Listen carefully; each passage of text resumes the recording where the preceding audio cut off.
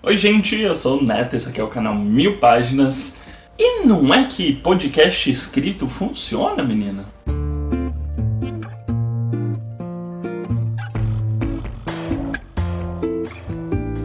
Bom, então antes de começar, seu recadinho de sempre aqui do canal, não esquece de deixar seu like, seu comentário, se inscrever. Agora no YouTube tem a função de você aplicar hype nos vídeos, então se você estiver vendo no seu celular, você desliza a parte de comentários para a direita, tem um botãozinho ali para você hypar o vídeo, que me ajuda a chegar para mais pessoas, então eu agradeceria bastante se fosse possível vocês utilizarem o hype comigo. Bom, hoje eu vou falar de um livro que é muito diferente do que eu estou acostumado a ler. Ele é um found footage escrito de um podcast de true crime com elementos sobrenaturais. Eu sei que nenhuma dessas palavras estava na Bíblia e que elas fazem muito pouco sentido juntas, mas até o final do vídeo você vai entender do que se trata Lendas Reais 3, O Casarão do Mirante, do Guilherme Pimenta.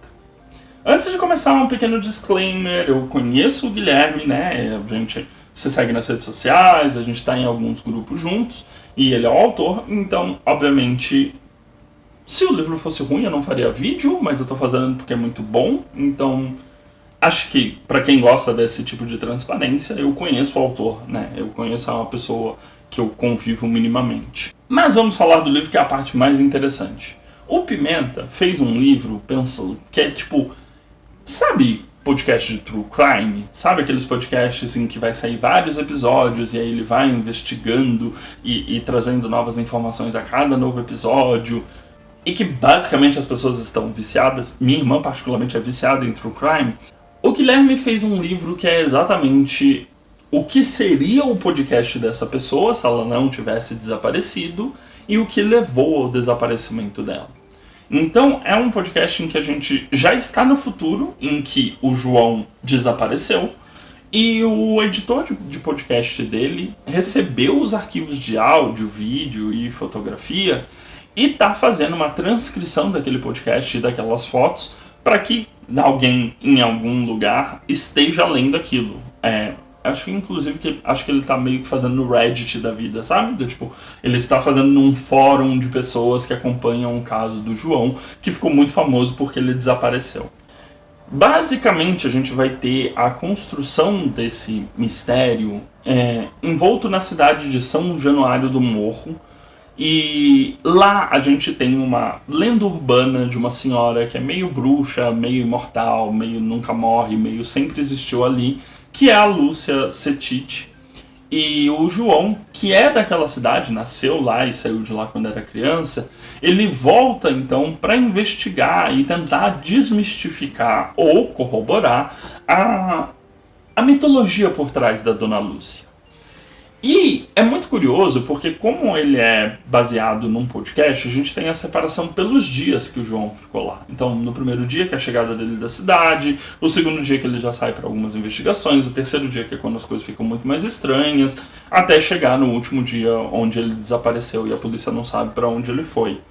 Então, no começo você vai lendo e você vai percebendo que é muito um podcast meio normal. Ele entrevistando pessoas, ele mostrando como é a cidadezinha, ele mostrando a pensão onde ele vai ficar, ele fazendo a primeira visita da Dona Lúcia, e aí isso é um encontro completamente normal, que é só uma senhorinha cansada. E no avançar dos dias, o João vai trazendo para essa história relatos que vão ficando cada vez mais estranhos, e também a própria história dele, que é intrinsecamente ligada à da Dona Lúcia. O que eu gosto muito nesse livro é principalmente o fato de que a gente tem as mais diversas ferramentas de um found footage aqui transcritas por um meio literário. Então, o nosso editor de podcasts que está fazendo essa transcrição, ele não transcreve apenas os áudios que ele recebeu do João, mas também as fotos, porque poderia, se fosse só podcast, a gente ser só blocões de texto, né? Blocões de diálogos ali entre os personagens. Mas isso é intercalado com as fotos, em que há uma descrição do que aquela foto foi tirada, qual é a sensação que aquela foto passa, há descrições de vídeos, e quando as coisas começam a ficar cada vez mais estranhas, essa pessoa que está transcrevendo, ela também começa a comentar com mais afinco o que está acontecendo naquele momento.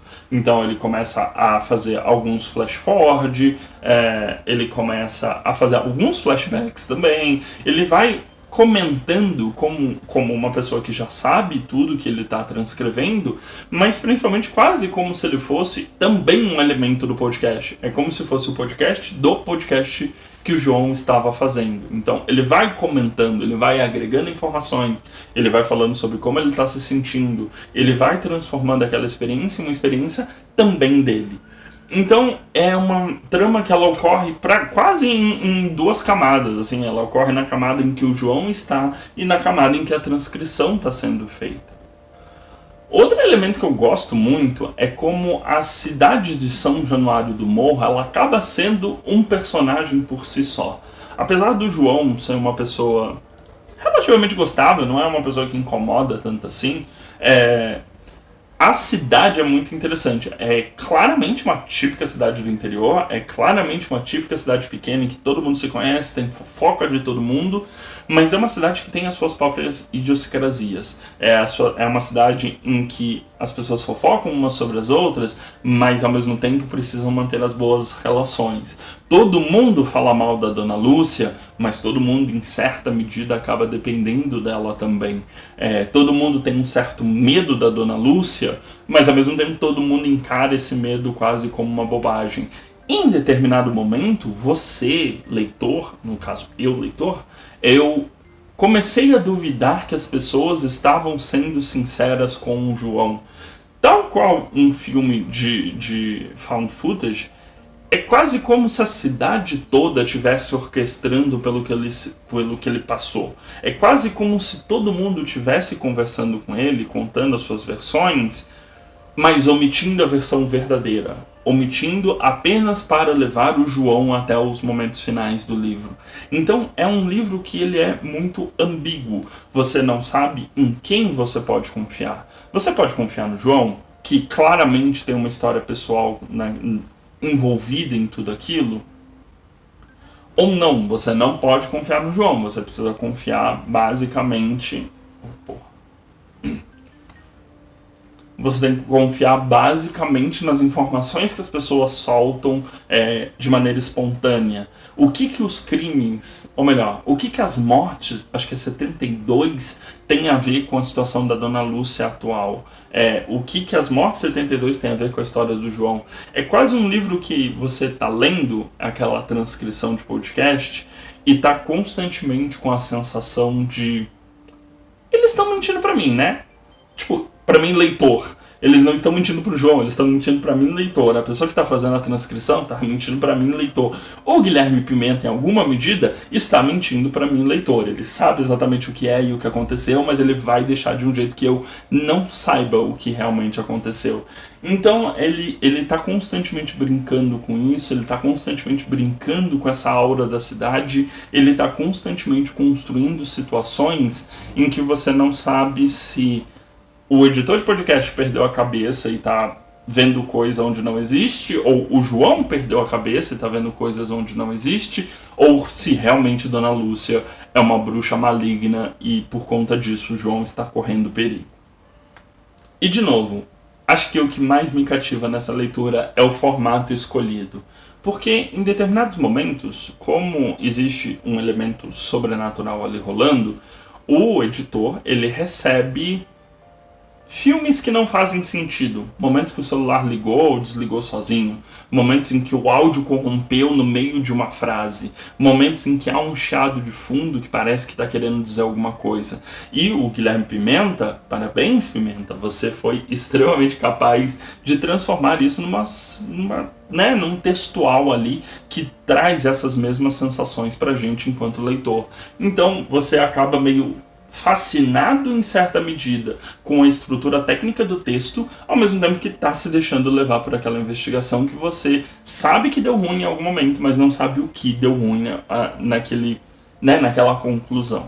Como eu disse, a progressão dos dias, elas vão ficando cada vez mais bizarras, então o primeiro dia é muito tranquilo, nada acontece feijoada, mas depois começam coisas estranhas a acontecer em torno do João e das gravações do João propriamente dito. E aí, por conta disso, a gente também vai tendo uma sensação de urgência, de está chegando o próximo dia. Meu Deus, é agora que alguma coisa vai acontecer. É agora que a entidade vai se manifestar. Enfim, são várias coisas.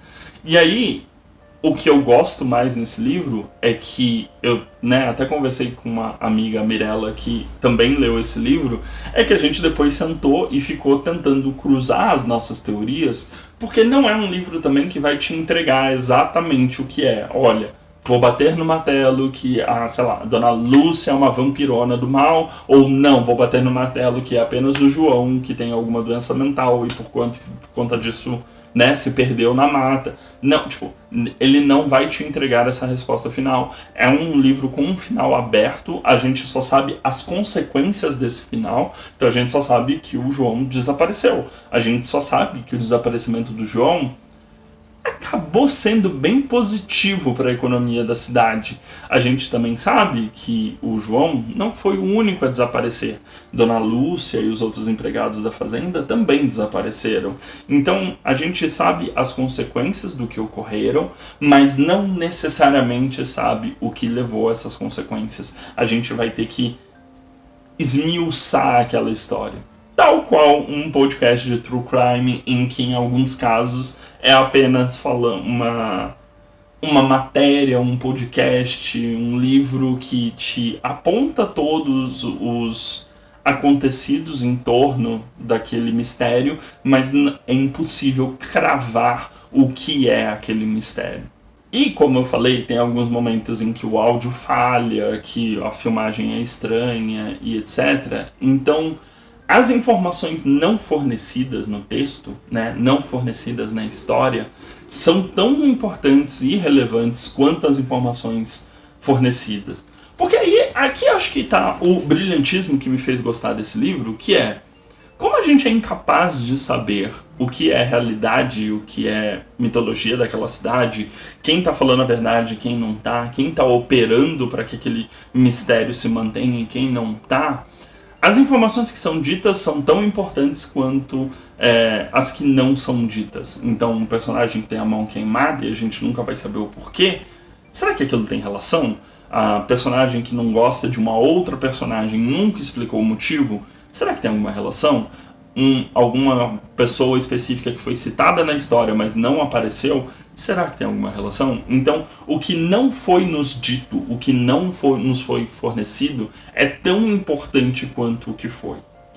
Eu sei que eu cheguei ao final desse livro completamente a blá das ideias, e eu me senti aquele meme do cara com um quadro gigante com várias linhas cruzadas de várias teorias. Então foi um livro extremamente satisfatório para, acelerar a cabeça e ficar meio do tipo, não, mas o que será que está acontecendo? O que está... Que fim levou? E existe muito valor nessa sensação.